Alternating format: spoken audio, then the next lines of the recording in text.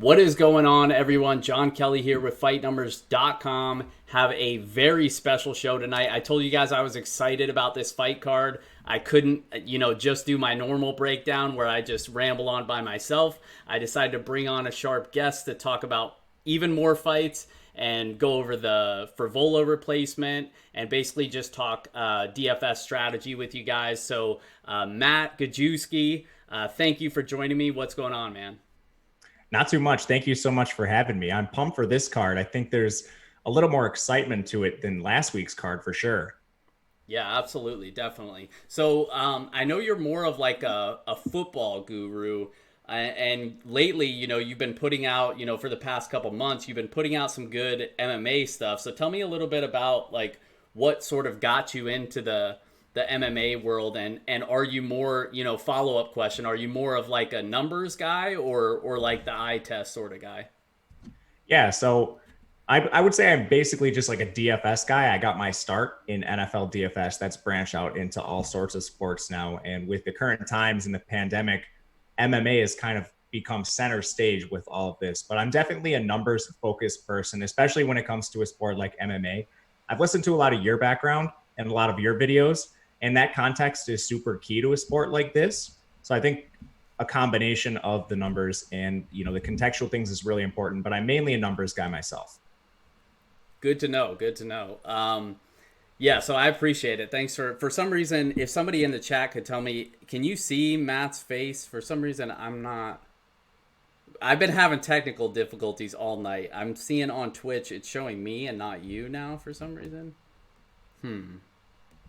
That's all good. We can do the audio Yeah, either I'll way. mess with it as we go. But basically, like I said, I wanted to talk fights with you and sort of get your thoughts. I know my thoughts. I sort of want to get your thoughts on some of the key fights. Obviously, we have some pretty good ones. I think there'll be a lot of high pace, high action, hopefully a couple finishes. I know one fighter in particular I'm pretty high on. I wanted to see kind of what your thoughts were on Max Roshkoff. He's a UFC newcomer that, like I said, I'm pretty high on, but I want to hear what you think, and then maybe we'll go from there.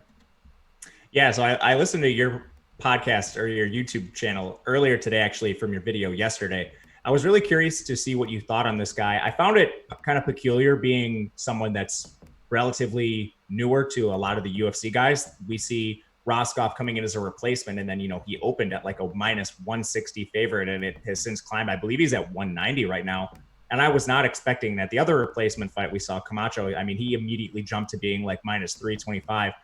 So I did a little bit of digging here, and because I was really surprised, last week I thought we saw a similar situation with Ivy where we have two newcomers to the UFC, and one of them jumps out to become a massive favorite here, and the dog ends up taking over that fight. But after digging a little bit on Roscoff, we see, he's the collegiate wrestler, NC State, I believe, if I'm not mistaken, an ACC champion too. So I think there's a little more pedigree to some of the stuff he does rather than, the Ivy fight last week, where I think that line was a little bit overblown. I think this one might be a little closer to correct, but maybe a little bit inflated.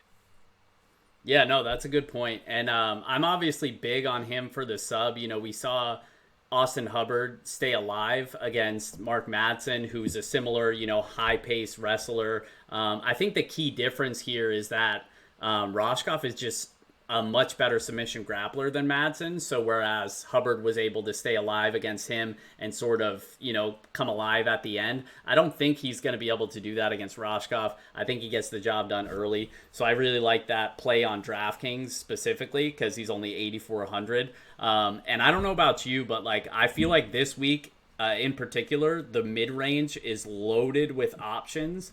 So what are the guys that you're sort of or gals? What are the fighters that you're targeting in the mid range this week? So until today, I thought the Camacho fight was a must play, not just on the Camacho side. I thought you wanted to roster either fighter if you were doing multiple lineups. I thought you wanted to have one side of that either way. Now I think we don't have a price on the replacement yet, Justin James, but I think Camacho at 8K, he's already a minus 325 favorite. I think he's going to be just a stone lock, the free square, who you basically have to play. If you look at the in the distance props, he's already minus 180 to finish this fight before the distance. So these are just ridiculous numbers for a guy who's only 8K. I think you have to play him. Do you think I'm crazy on this? No, I think you're spot on. Even before the replacement was named, I did think it was going to be a high-paced fight as well. And just so for the viewers out there and for your sake, Matt, I did get your video loaded, so we are good to go. I know I was having issues, but now everyone could see your beautiful face. So I wanted to let the people know. But yeah, so like I was saying, though, I think, especially with a smaller cage, both of those fighters, Frivola and Camacho, like to put on a pace like a high pace, and just a smaller cage adds to that. So even before he pulled out, this was a strong fight to target. Like you were saying, I think it was minus 140 not to go decision, quickly moved to minus 180. And the replacement guy, Justin James, I don't know a lot about him. I just did like basically an hour-long crash course on him, tried to look up some tape on UFC Fight Pass and whatnot. He actually looks pretty good. I wish we could have seen him debut under different circumstances, because I probably, depending on the opponent, I would have probably wanted to take some sort of stance on him. He was the featherweight champ over at WXC, and the lightweight champ, so he fought both at 145 and 155. His most recent fight was about a year ago, and I believe it was a catch weight. So it'll be interesting. That one was at a catch weight. It's been some time, so maybe he's been slimmed down, but it just, coming in on short notice. He trains out of Extreme Couture. I just don't know if he's going to be able to make the weight, so that's a little bit concerning for me. But in terms of the style, he seems like he's an okay fighter on the feet, has a couple knockouts to his record. Obviously, the quality of opponents are lesser than that of Frank Camacho. But when it comes to the grappling, he's a brown belt in Brazilian Jiu-Jitsu, and he has okay to decent wrestling as well. So I think, whereas a lot of people are just going to lock in Camacho, I don't know if it's quite that simple. He's obviously a really strong play. His inside distance line is minus 140 the last time I checked. At 8K, that's very strong. But, there are paths to where maybe James knocks him out. Maybe James is a better wrestler. There's just so many unknowns that I don't think he's a lock. And I'm not saying I'm not going to be pretty heavy on him myself. I'm just saying I'm trying to sort of play devil's advocate in that, can you see a scenario where maybe he wins a decision and gets outscored by Robertson or Rashkov or somebody else in that range? Or are you just you're going to play the numbers and probably the optimal play is just lock him in? Yeah, in cash, I think you just lock him in and play Camacho. I don't think there's really any way around it, especially if you want to get up and play Blades, which I think you probably should do in cash for certain. In these large field tournaments, you're going to get insane leverage by playing James. I don't think there's a strong likelihood that he wins this fight, even in a decision, and the numbers bear that out, the Vegas lines. And I think you can just look at his level of competition, like you mentioned. But there is always an argument to playing these guys on the other side of the heavy favorites.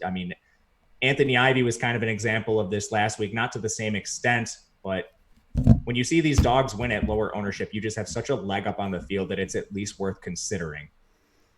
Yeah, I think that's a good point, especially I don't know how many lineups you tend to play. I usually try to do, around 20 to 25. So with that many lineups, I think, I feel comfortable at least taking a couple shots on him. I'm not going to go crazy. I probably have one or two, and I'm talking specifically the big $15 where you do have to get a little bit different.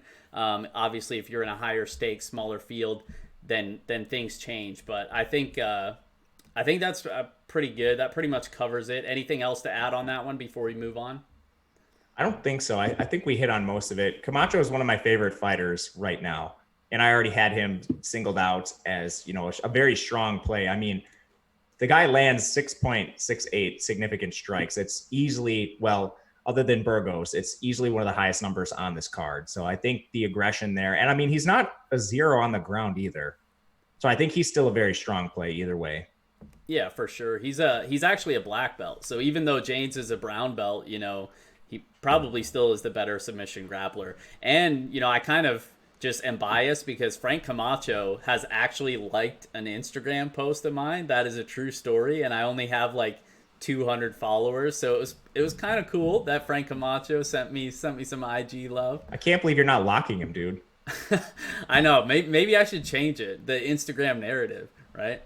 Yeah. Yeah, we can move on to another fight, a chick fight. I think chick fights tend to be a little bit under owned, but I want to get your thoughts on this one because I've seen people kind of split on it, and I'm kind of pretty confident on one side. But Courtney Casey, Jillian Robertson, what's your feel on this one?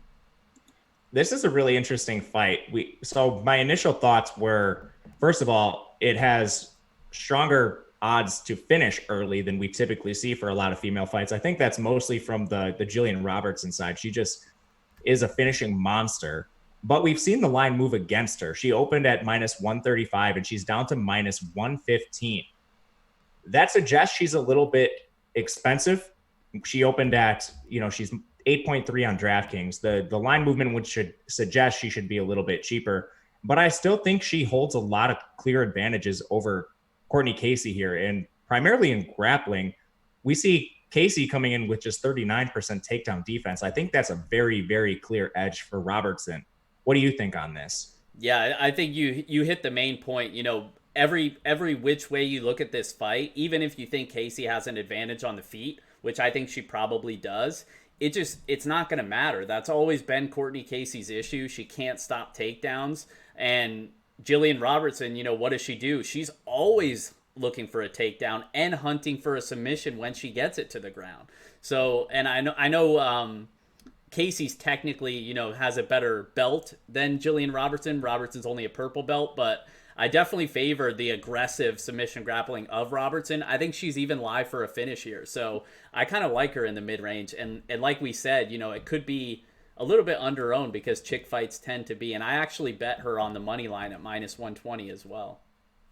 The only thing I wish was that she landed a few more takedowns. We haven't really seen that upside. Everyone's going to want to think back to last week where Merab was just a monster with these takedowns. We've never seen Robertson land more than 2 in a single bout at the UFC level. That's the only concern I really have with her, is just overall upside. How many takedowns can she actually land, especially if she's trying to just submit Casey? But that's really the only concern I see here. Yeah, and it's good that you brought that up too, is because like Courtney Casey's not great off her back, obviously, and like I don't know if she's going to be working. Jillian Robertson has good top position, so she may only get 1 or 2 takedowns.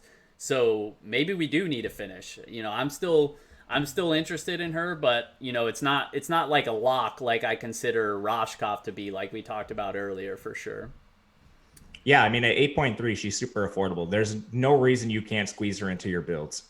And plus, I mean, if we look at how she's scored in wins, she doesn't have a single fight below 100 points on DK when she wins.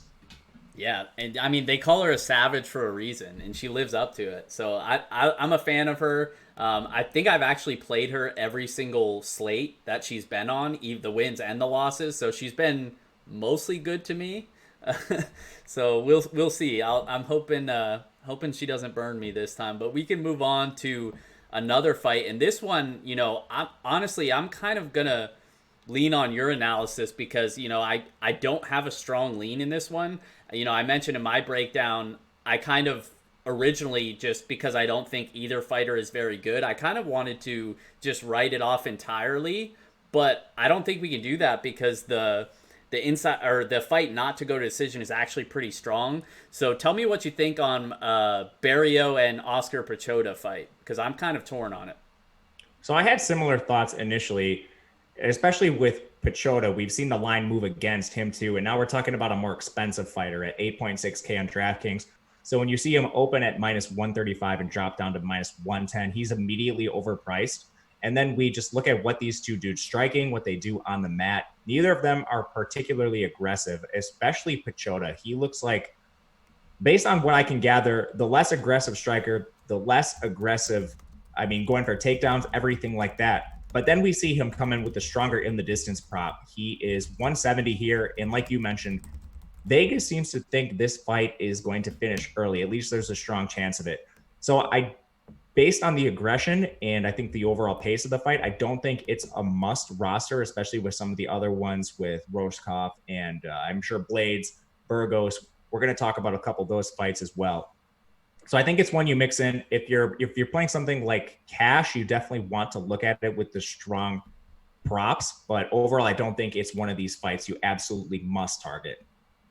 Yeah, I'm kind of in the same boat, and for me, it always comes down to the price, right? Like I'm almost willing to play anybody if the price is right. So even though I don't think that either guy is that good, I sort of lean towards Barrio because I think he's a little more powerful, and we just saw Pachota basically, get his ass kicked by Soriano. So that's sort of how I'm leaning, just because he's the cheaper guy, and like I said, I don't have much faith in either one. But like you said, I think that's kind of the way I'm gonna approach it. Is just it's a fight I want some exposure to, but it's not one that I have to have exposure to. Right. Well, Barrio is the stronger play just because of the odds. I mean, we're dealing with minus 110 on both sides. These guys should both be 8K, 8.1K, just based on the Vegas odds right now. And you're getting Barrio at 7.6. Yeah, I didn't even know that. I haven't looked at the line since last night, and when I checked, he was still plus 105. So that's very interesting. That money's still coming in on Barrio. Yeah, it's even minus 110, Yeah, so both he of them. he might catch a little ownership now. People kind of just blindly play the odds. It seems like sometimes in MMA. So even though he doesn't have, you check the fight logs and it doesn't look pretty, obviously. But because he's $1,000 cheaper and he's a dead pick'em, he might actually catch some ownership. Yeah, I mean, if we look at the striking numbers in his three losses, two of these were extremely close. There was one that was kind of lopsided where he lost the striking battle 51 to 71. But then the other two, we have 39 to 40 and 69 to 72. So it's not like these were egregious decisions where he just got absolutely mauled or anything like that.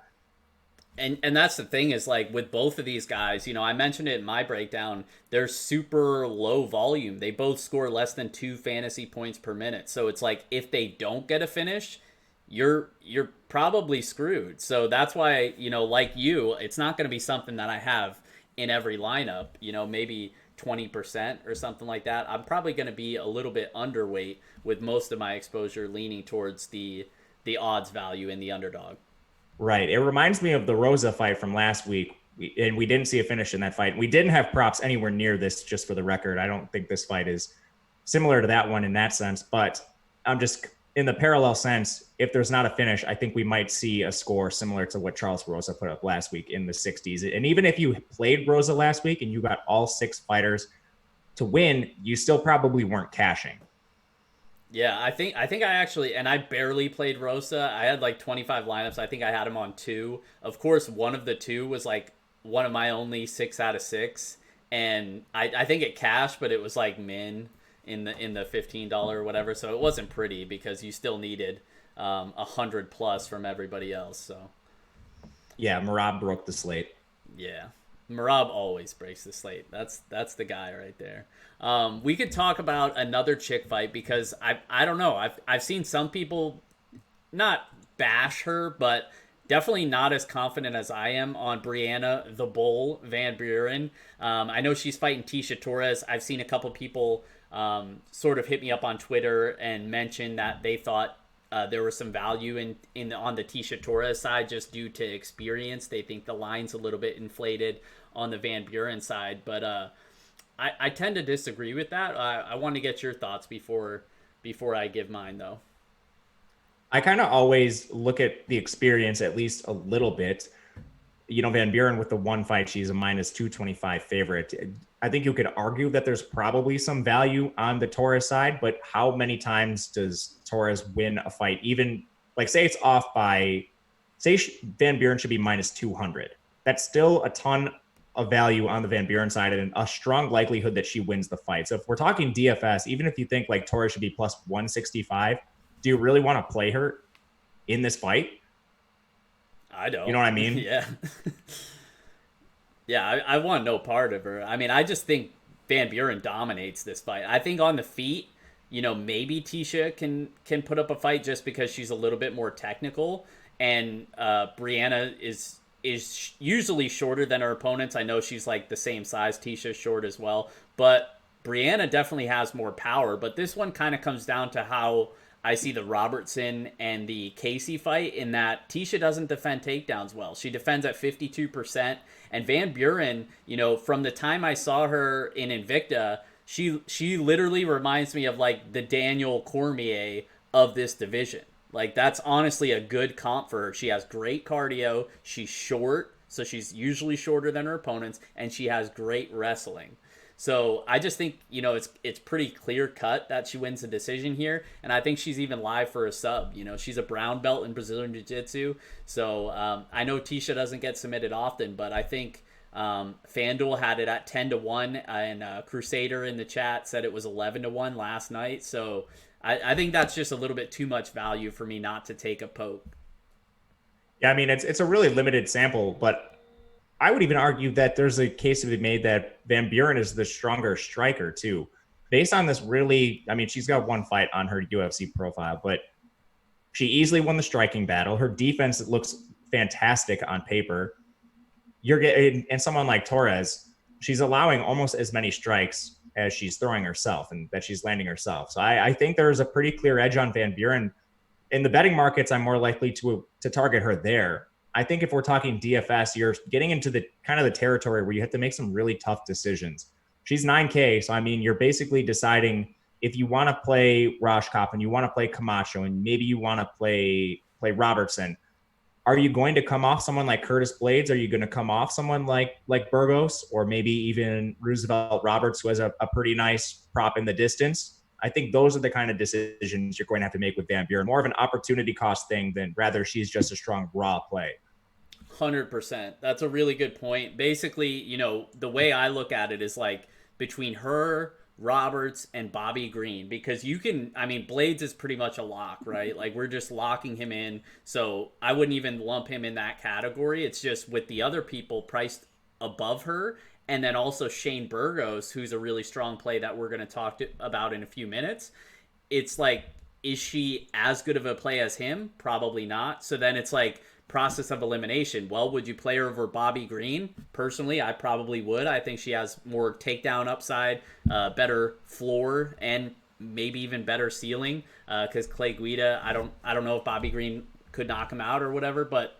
And then Roosevelt Roberts, that's where it gets a little bit interesting because that's another one that I'm kind of torn on.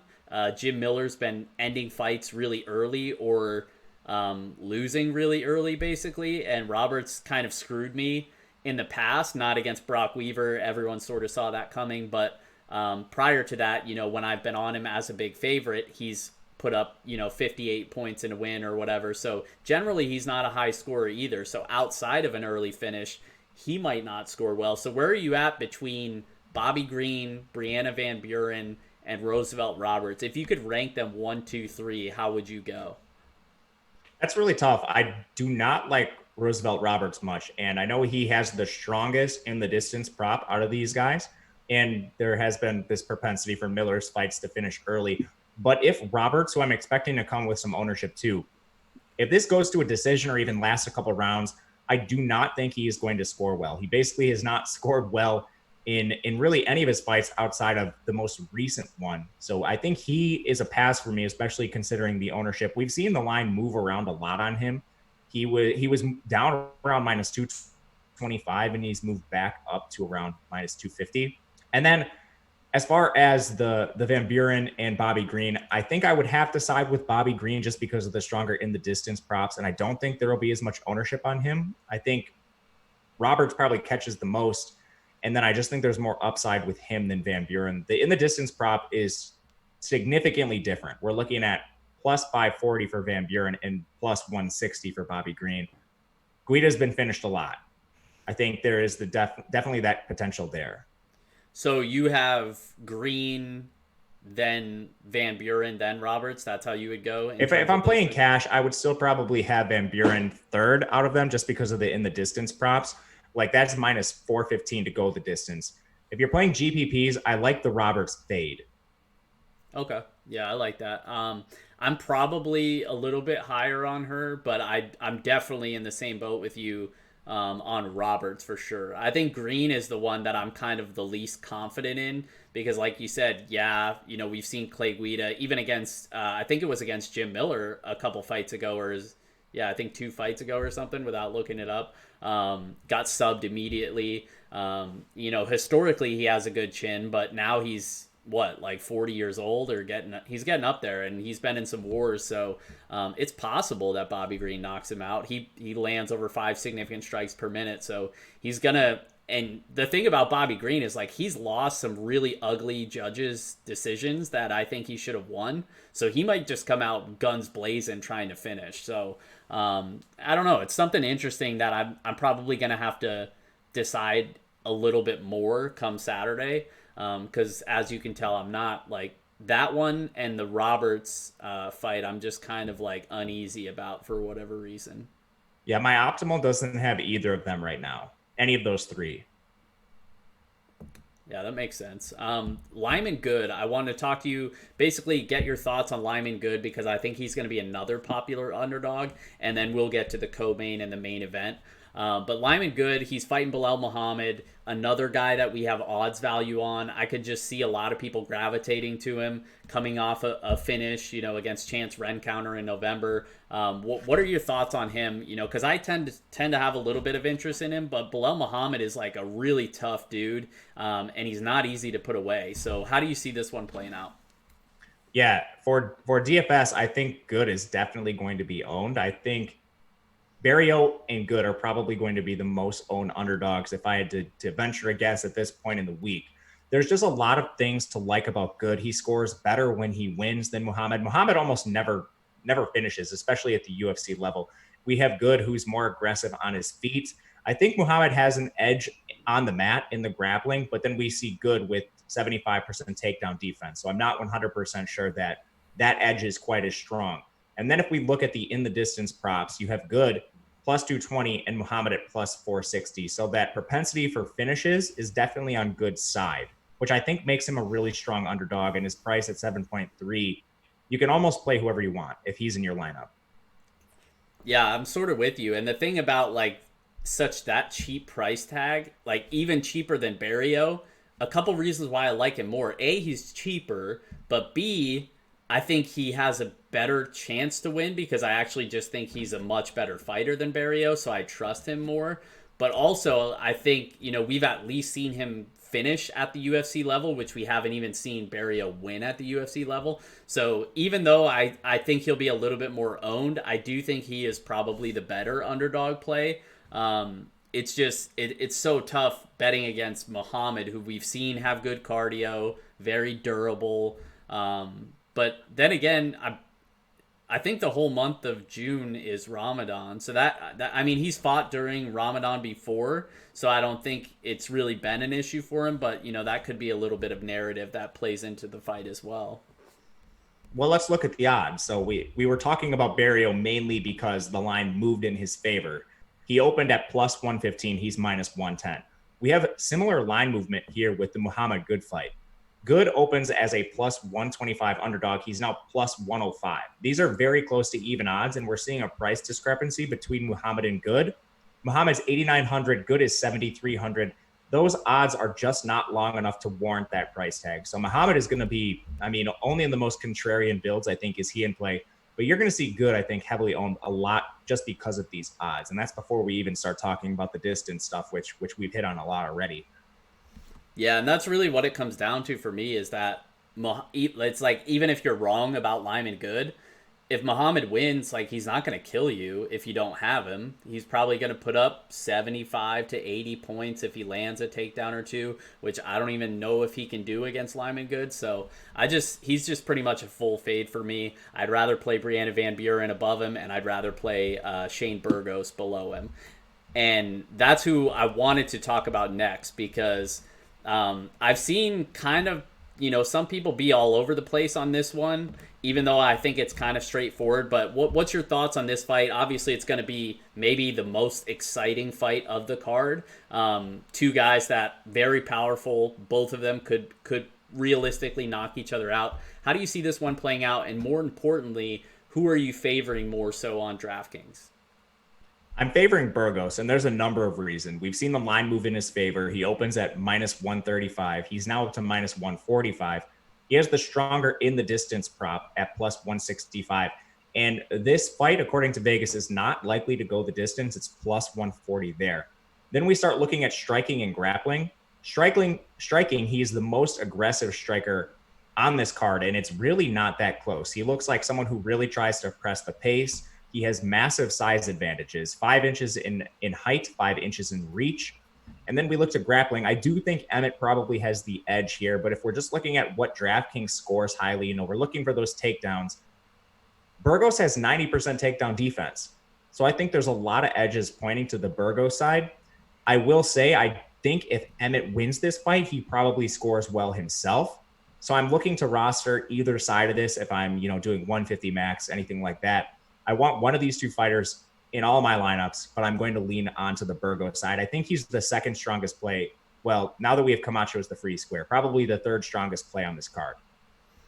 Yeah, I think we're pretty much in the same boat. I think this is a fight that we definitely want the winner of. There's a few, the Rashkov, if he wins, you probably want him.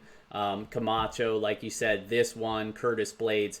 And I'll shut up before I give somebody the whole 6 fighters that they want to play in their lineup. But that's a good point. Let's talk about that after you talk about Burgos. All right, yeah. So I love Shane Burgos. Yeah, ever since his first fight in the UFC, I'm a big Shane Burgos fan.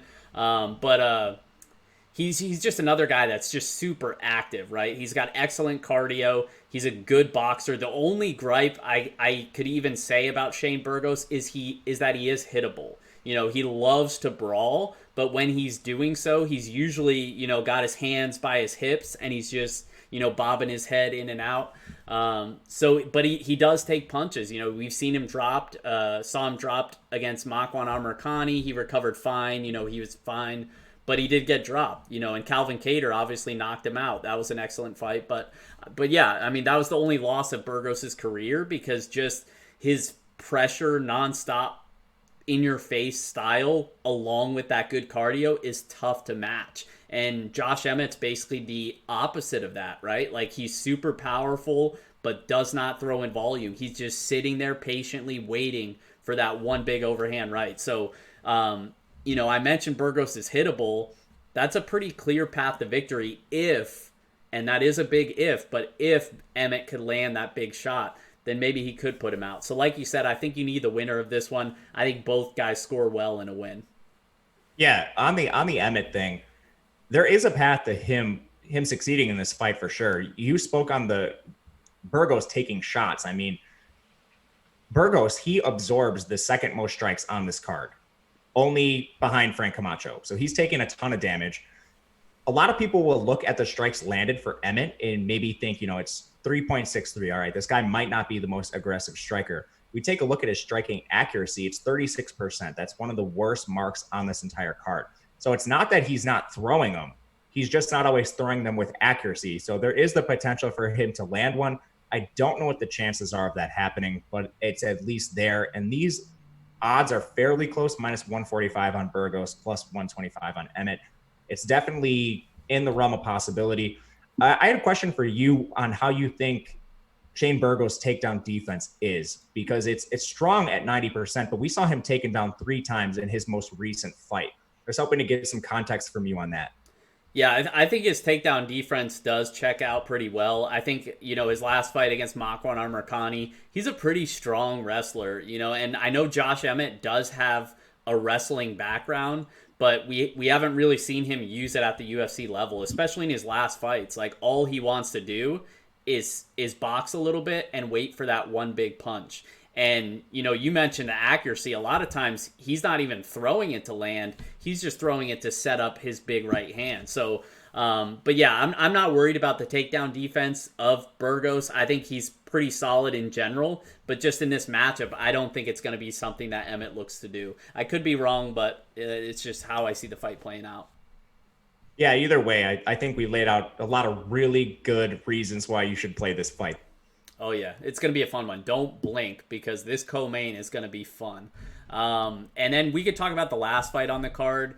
We sort of already did. I'm assuming, are you just playing? The reason why I think we should talk about it is basically the question isn't do you think Blades is going to win? Obviously, we all do. But what kind of strategy, like if you're playing main $15 on DraftKings. Is Blades a guy that you just lock in 100%? Do you want a few lineups with the underdog for leverage, or how are you sort of attacking it? I'm definitely willing to play Volkov as an underdog.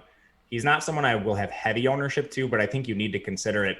This is a good time to talk about something we touched on a little bit earlier. You mentioned I don't want to give away the fifth or sixth fighter in this like theoretical optimal lineup. So I think we're looking at a pretty clear construction, or at least variations of it.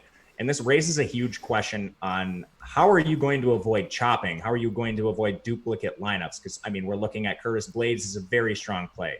Burgos is a very strong play. Roshkov is a very strong play. And, of course, we have Camacho as the free square. That's 4 fighters that are going to be highly duplicated. Unless you're getting really off the board with your last 2 fighters in, I do think being contrarian in a few of these spots will be really important. You know, if we do see an upset in the Camacho or Josh Emmett pull off an upset, you're going to gain massive leverage on the field. And that could just be one way to kind of solidify yourself into a profitable night if one of those upsets does occur, especially in the $15 where we're talking about large field tournaments. But to answer your initial question, I think Blades is probably the strongest play of all of the 4 fighters we just mentioned. He is the strongest in the distance prop. Minus 260 at this point in the night. He's minus 430 to win overall. I think there's a very, very clear advantage in the grappling phase of the game. No one is really even attempting takedowns close to the rate he is. So I think this is pretty clear. What do you think on this?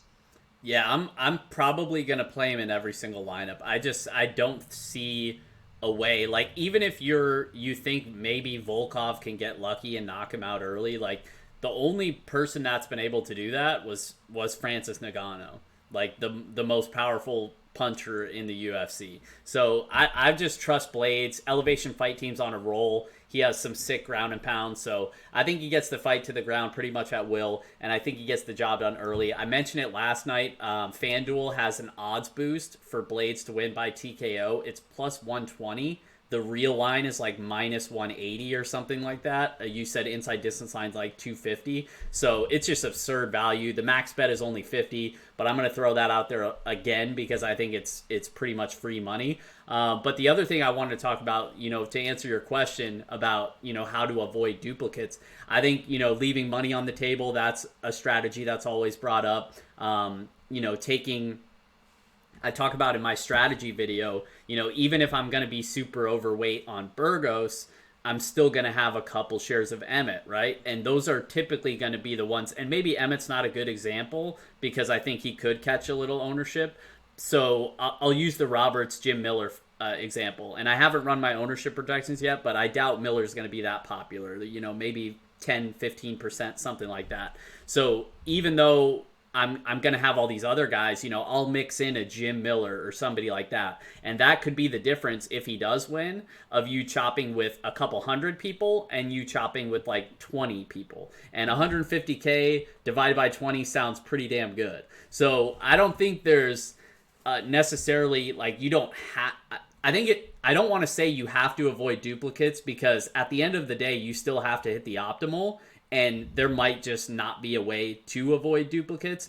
But I think by using a strategy where you sort of embrace the volatility by, taking a stance on the guys you like, but also opening yourself up to guys that nobody likes in the event, the last couple weeks, we've seen guys that nobody liked score really well. Alex Perez wasn't popular. He popped off. Week before that, Chris Gutierrez wasn't popular. He popped off. So it's like, at some point you got to accept some type of risk here. So to answer your question, there's not like, there's not really a right or wrong because at the end of the day, you need the nuts, especially in the $15, you have to have the nuts. So I'm kind of going to do a little bit of both if that makes sense.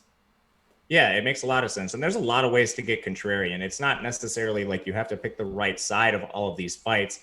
Just as an example, maybe you want to do a direct pivot to a different fight. So for example, if you think Roshkov is the less likely to score well in a decision out of the 4 fighters we mentioned. All right, well, you don't have to, take a stand on Hubbard and play him. You can just play someone in a similar price range. Maybe you go to one of the female fighters or make a decision like that. So you actually get someone who has a really strong line like Roosevelt Roberts, someone we talked about earlier, someone that I don't particularly like. Maybe you just want to take a stand on him because you think he scores higher like 40% of the time. So you're still getting a very strong play, someone who's minus 250, plus 145 in the distance. And he's just, I don't know, maybe 20% less owned. Yeah, and I think that's a good point too. Is just like mixing in, like not going all in. I always tell people like don't. And this is a bad slate to say that because I already said I'm probably going to go all in on Blades and all in on Rashkov. But in general, you don't want to be all in on the same fighters because at the end of the day, it's MMA and stuff happens. You lock two people in a cage and sometimes people go to sleep. So. But this was a lot of fun, man. Anything else before we get out of here? Any special bets or anything you want to give out before we say bye? I don't think so. I think we hit on just about every single fight here. And I'm happy to see that you and I are in lockstep with a lot of these. So appreciate you having me. Thanks a lot. It was a ton of fun to talk to you and get to look at some of these fights.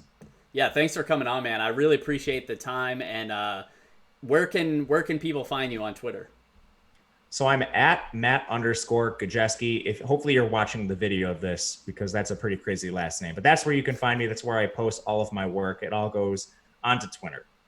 Yeah, follow him on Twitter. Go ahead and follow me as well if you don't already. He's also got a YouTube channel, as do I. We're trying to get that subscriber count up. It's totally free. I love free, so I'll always promote free. So go ahead and go over there and click the subscribe button for both of us. Thanks a lot, Matt. Good luck on Saturday, and we will see you guys next time.